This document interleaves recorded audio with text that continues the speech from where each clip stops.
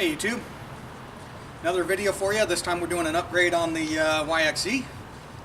One of the challenges about having a side-by-side is that they don't give you a lot of storage options.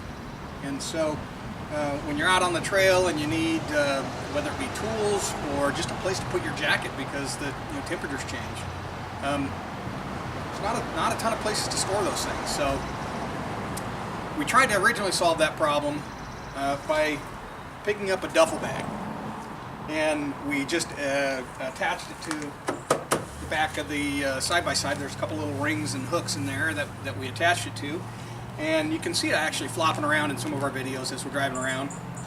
And it worked okay, but the problem was that it got muddy and it got dirty, and it was hard to keep clean, and the dirt and grime and stuff gets into the zipper and causes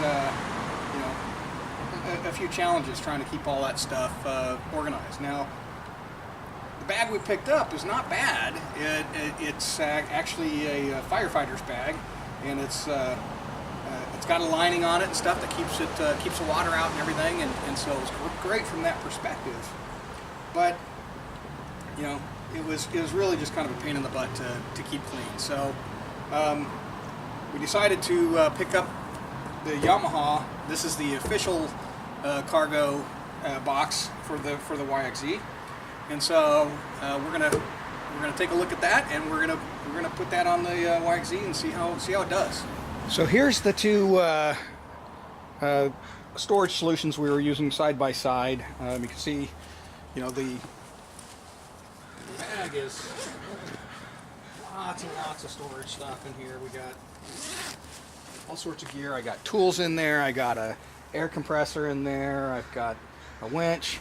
Got another big pocket for jackets and blankets and all that kind of stuff. So it holds lots of great stuff. But as you can see, it gets really dirty when you're out on the trails and stuff like that. So it's just a pain in the butt to keep clean. So Yamaha box. Take a closer look here. First is it's held in place or closes by the rubber bungee sort of thing. You open it up. You've got a rubber seal, so it keeps everything fairly dry. Then you've got plenty of storage room inside it. But with the slope, it certainly cuts off some of the storage capabilities. It's got a compartment for a spare battery. So if you wire up a second battery to your car to give you a little bit more juice on powering lights and stuff like that, you have that as an option. Some people I've heard use it as a cooler and stuff. So whether that's valuable or not, I don't know. But this is kind of what it looks like. Let me grab a tape measure. We'll measure the opening and all that kind of stuff as well. Okay, so measuring the opening, it's about 20 inches by 16 and a half by 18, and then deep wise it is 10 and a half inches deep at the top, and pretty shallow at the front. It's 3.5 inches at the front. So that's kind of your general storage area. I picked this up from Motorsport, but this is the factory unit. Some things I noticed is that the seal, not a great fit. I would like to see that tucked in more, but we'll see how it breaks in and over time. Then it's plastic, some sort of injection mold or something like that, but it's durable, it's thick. Okay, to install this, we've got to remove 5 bolts from the bed. So there's one here, right up front, there's another one here, and then there's 3 back here. You got to remove all those. These are using the Star sort of Torx bit.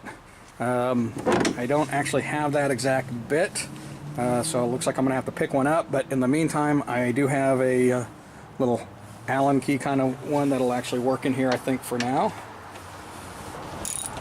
So we're going to pull those off.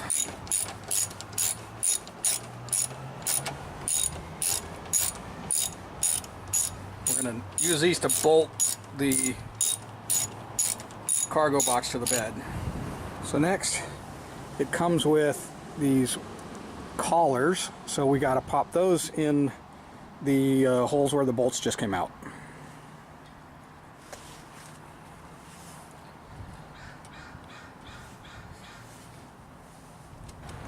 So now we drop the cargo box into the back of the bed, and it'll naturally kind of sit where it's supposed to be and start to line up the holes, but we need to verify that all the holes are lined up, and then we're just going to bolt it back down. So you can see the holes lined up, and that one's going to be looks like a pain in the butt to get to, as well as some of these front ones, but we're going to do that now.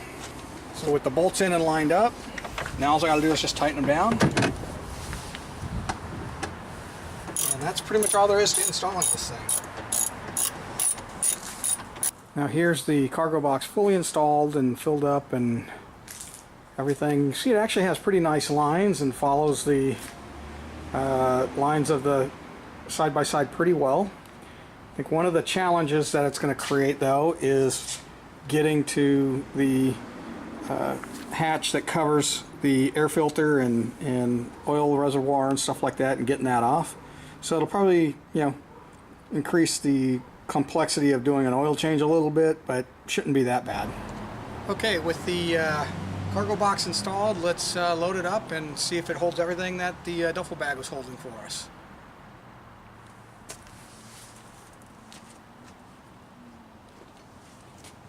We got our tool bag,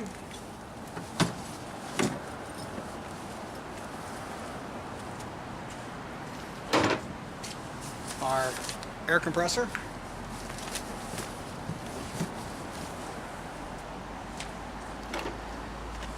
some additional sockets and the like,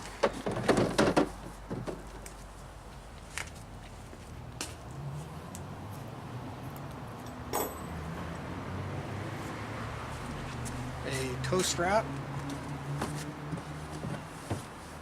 as well as some hardware for the tow strap. We've got some soft straps as well. We've got some baby wipes for keeping our hands clean and stuff like that when we need to and we're on the trail.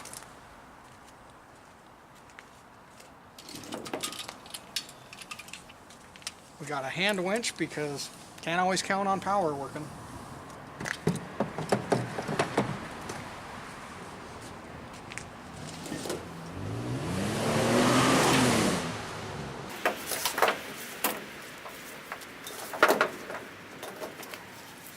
We got some ratchet straps.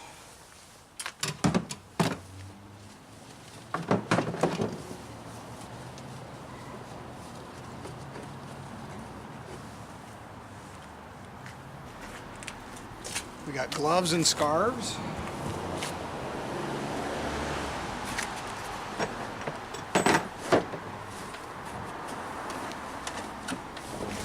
Got a flashlight.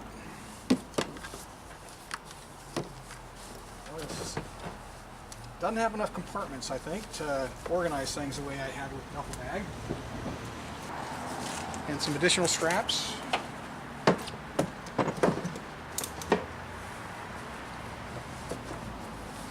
I've also got a first aid kit that's in the house that I'll be adding to this cargo box. I've got another tow strap in the glove compartment in the car that I'm going to go ahead and grab and put back here as well and make up a little bit more room, free up a little bit more room in the cargo box. So it holds a fair amount. The duffel bag actually held more, but this should work a little bit better just because it should be able to be easier to keep clean and open up and get to stuff when you need to. So there you have it. That's the Yamaha Cargo Box. Thanks for watching. If you like this video, please stick around, check out my other videos, subscribe, and help me build my channel.